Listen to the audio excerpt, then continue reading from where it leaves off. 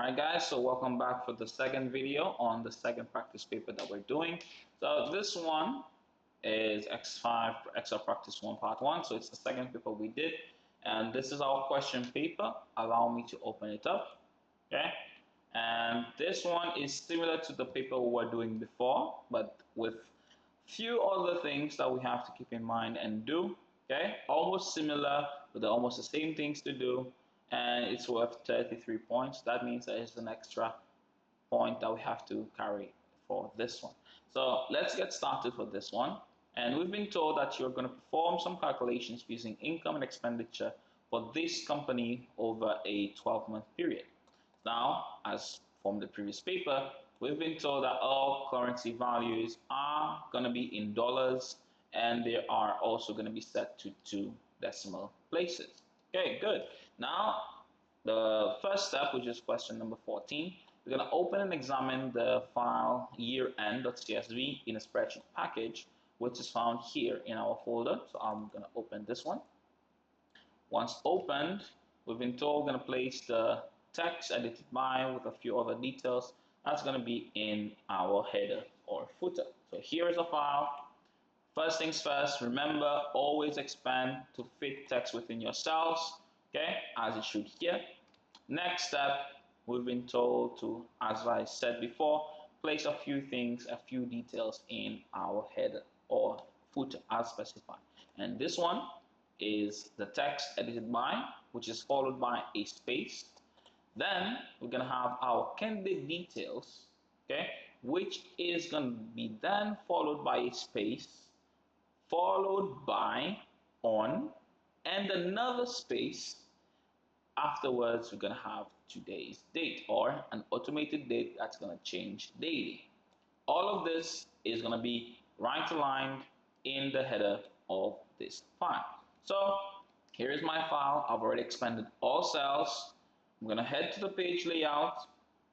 I'm going to go towards the header. We've been told it's going to be right aligned. So to the right, we're going to have edited by, so edited, space by, small letters, followed by a space, okay? I've already typed in the space, and it's going to have our candidate details right there. So have your name, have your surname, comma, space, SC519 for our center number, comma, space. Let's use 2026 as we have for our candidate number. After you've written this, you've been told to then add a space. So space again, add on, okay, as you can see there is a space here, and then after on we can have another space followed by an automated date, which you can get from current date. Click on this. You're going to have ampersand date within square brackets. This is how it's going to be. Okay, I hope you all can see this. And once we click outside of the cell, you can see that the date is as it is today. Okay, so this is done on the 6th of March 2026. That's nice. Okay, and after we're done with this, you're going to save this as a spreadsheet with a file name, which is going to be N20year underscore a center number underscore and candidate number. We've also been shown an example on how it's supposed to look like. So I'm going to head back to normal right there. Go to file, go to save as, current folder, okay, which is the file folder we're in, and the file name is going to be as mentioned. You can have N20year, and we're lucky because N20year is already there except for the end part, so we can just remove the end.csv here.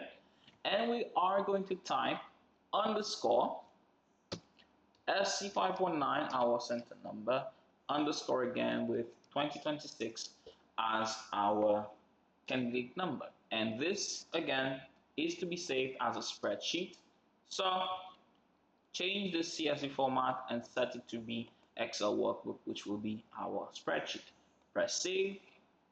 We're back here, and now we can get started with is step 15.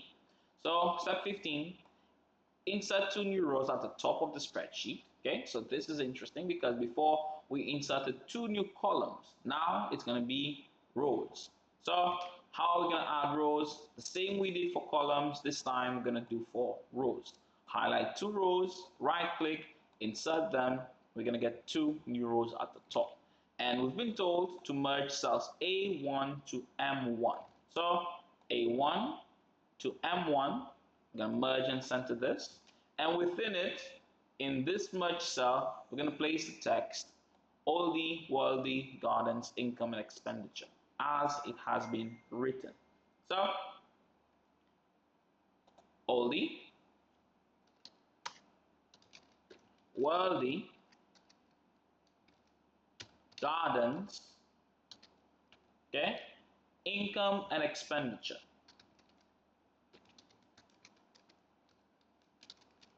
Okay, as it has been written, and then we're going to format the spreadsheet to look as follows. Okay,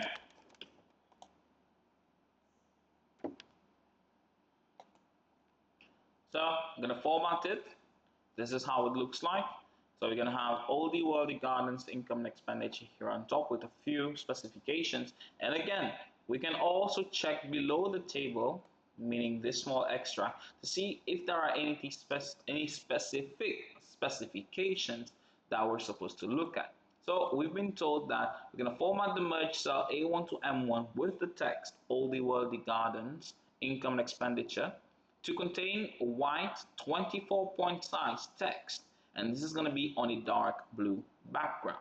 Okay, so we can do that right about now. So let's just check it. Here is what we're going to be formatting.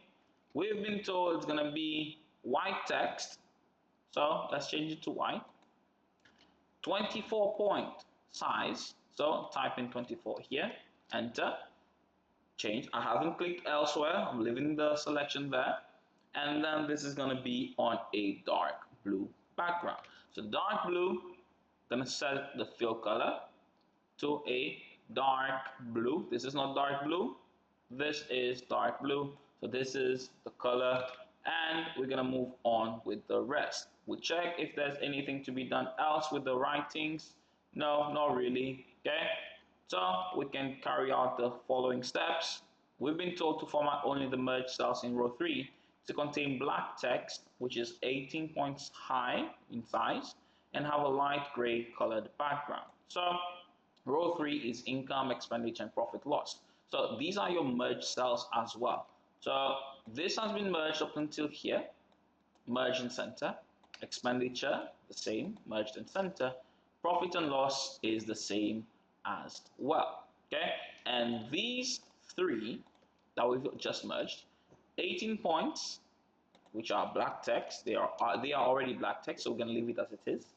And then they are going to be on a light gray background. So light gray, let's go with this one here. This is a bit lighter, so we can just leave it as it is here. And then we can just do the rest. So we have planned sales all the way to figure indicator. These with this and figure indicator, all of them, they have been centered within their own cell. So center. And then they have bold applied to it as well. As you can see, they are a bit more thicker or darker compared to the other text here. And this is the same for January all the way to December. So we're going to make those bolded and check the alignment. They are all to the right. So align them to the right. There we go. Make sure that none of these are cut off, so we can just expand this as necessary if needed. And then we can just simply do the rest. What's left for us to do? F has been reduced in width. K has also been reduced in width. Okay, so let's just do this approximately to how it looks like. Okay, can bring it a bit closer. And the same for K, just reduce it approximately to what you see as it is. And one thing you'll notice is that maybe income, expenditure, profit, loss, and the title, Oldie Worldy Gardens, income and expenditure, they also have bold applied to them. So I'm going to select them all and apply bold to each and every one of them. Okay, as you can see here, we don't have any text that's been brought to a second line. Okay, and that should be it for now. Usually you'd want to have this the same as it looks like here, but if you don't know how to do it, just make sure that you can check the types of font that's been used. I'm going to check with Arial. These are sans serif fonts, and as you can see, we have it almost the way it needs to be. I can just increase the size of this. Okay, what else can be increased? Plant cells, I can have them a bit larger. Okay, as you can see, the text are moving. Landscaping, I can have it the same as well, just a little bit. Walled gardens, also expand it a little bit. And then we're gonna have total. Can I expand it? No, it's fine. Wages is fine. Materials, I can increase the width a bit, just a little bit, just a tad bit. Premises, yes, I can do the same as well. Total, maybe. Figure and indicator, they should be also okay, right? Now, let's go on to the next part. So next part that we're going to do is this. After we're done, and this is what 13 points, 13 easy points, guys. So make sure you get this part, right? Now, let's go to the next step. 16, in E5, use a function to calculate the total income for January. So E5, which is here, income, and as this, it was the same for the previous paper, sum is calculating the total, and it's all the incomes added together, close bracket, press enter, these are your values. Followed by what? Step 17, calculate the total expenditure. So total expenditure is going to be in J5. So again, equal sum, highlight what you're going to be adding together, close bracket, press enter, there is your values. Okay, then we're going to have step 18. In L5, calculate the profit for January. So remember how we calculate the profit in L5 this time. Profit is income minus the expenditure. So start off with an equal sign. The income minus the expenditure. Press enter. There's your value. Very good. And now for a question worth 9 points, and also we have an evidence which we're going to do afterwards. We've been told in cell M5, display the text profit if the profit for this month is greater than or it is equal to 0. If the profit is less than 0, we're going to display the text loss. So there's 3 parts to this question. And then we're going to have the second part, which is format this cell to have black text on a red background if the cell displays the text loss. And the opposite, format this cell to have white text on a black background if the cell displays the text profit. So let's break it down bit by bit. So we're going to do this part first because we're going to display profit or loss depending on a logical test. The logical test is to check if the profit for the month is greater than or equal to 0. If it is, we're going to display profit. If it is not, then the opposite is less than 0. We're going to show loss. So to do this, we are going to have to do a if statement. So equal if this value here is greater than or equal to 0, then comma, we're going to have a value if true to display the text profit. So profit needs to be within quotations, okay, just because we're going to be outputting a text value, have it in quotations, comma, quotations again for if that is false, meaning the value is not greater than or equal to 0, it's going to show loss, because if it's not greater than or equal to 0, it's going to be less than 0. Okay, and with that, close the bracket, press enter, and we can test, is this value greater than or equal to 0? Yes, it is, because 5,000 is leagues above 0, so it's going to show us profit, but profit, not profit, so that's one mistake on my end. Remove the S, press enter, and we see profit there as it should. And if that is okay, then now we can format this cell to have a special formatting. Now, this is also a conditional formatting. This cell, we're going to have conditional formatting set to it. So conditional formatting at the top. New rule, cell that contains This time, we're not going to contain a cell value, but we're going to contain a specific text. The text will be profit first, okay, as it is being told in our question. But actually, no, it starts off with loss. So let's do loss first. So loss, and this is going to be formatted as, let's check it, a black text on a red background. So black text, which is already automatic, fill, which is your background, a red background. Okay, so press OK. This is how it's supposed to be. Press OK again, and if you're going to check, nothing's going to be shown here, so that is fine because this is profit, not a loss. And on the same cell, go back to conditional formatting, go to new row. Again, we're going to format only cells that contain a specific text that contains the text profit, and this time the formatting is going to be different, and it is going to be white text on a black background. So let's do this. Let me just go back here. So sorry, let's go back to formatting. You're going to have white text on a black background. This is how it's supposed to look like.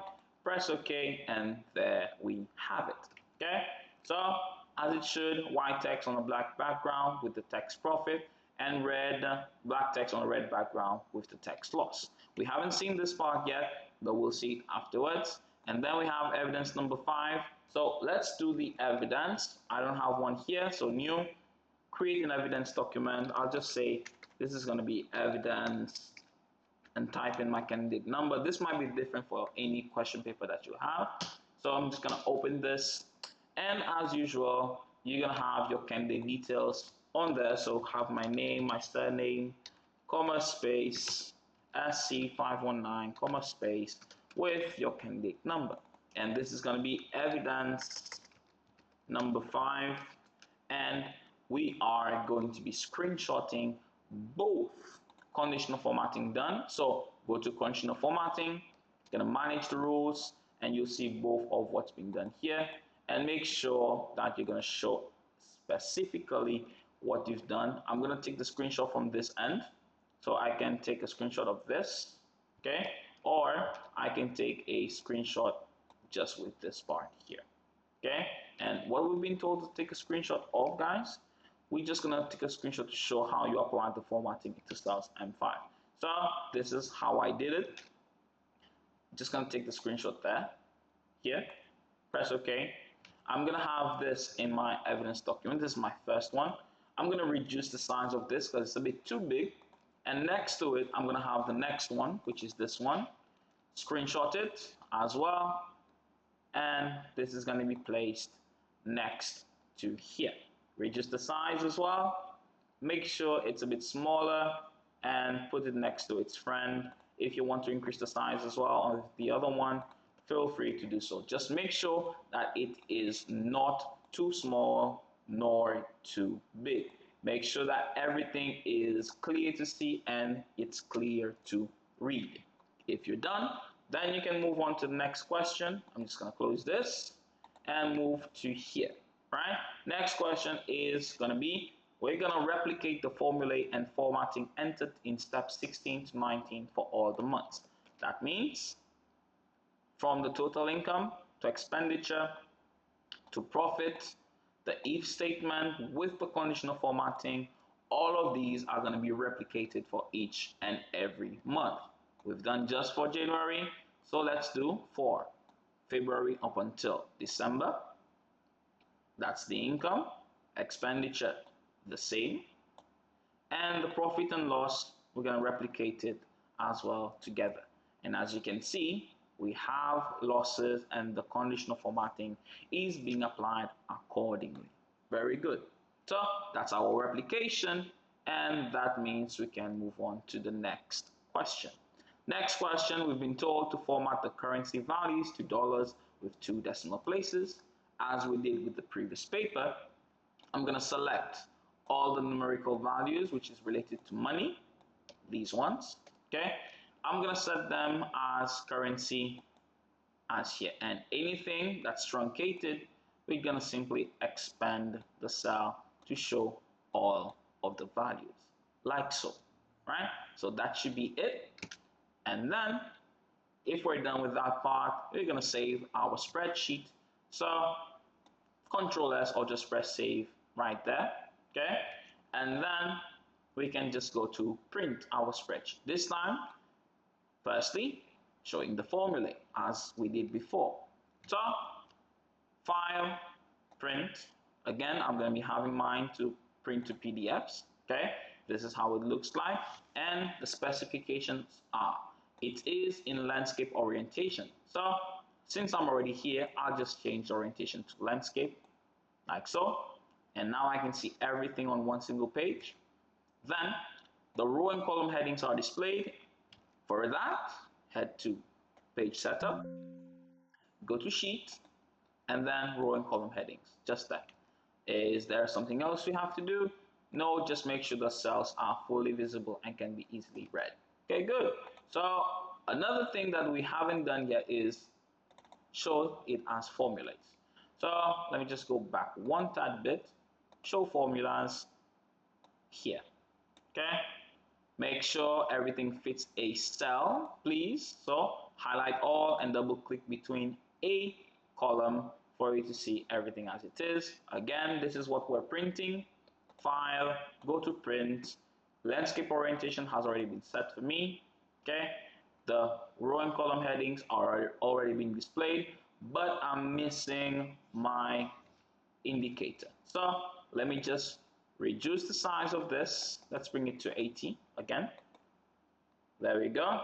Can I make it a bit bigger to fit exactly the page? 85. Can I make a bit more? 90. 90 is just perfect.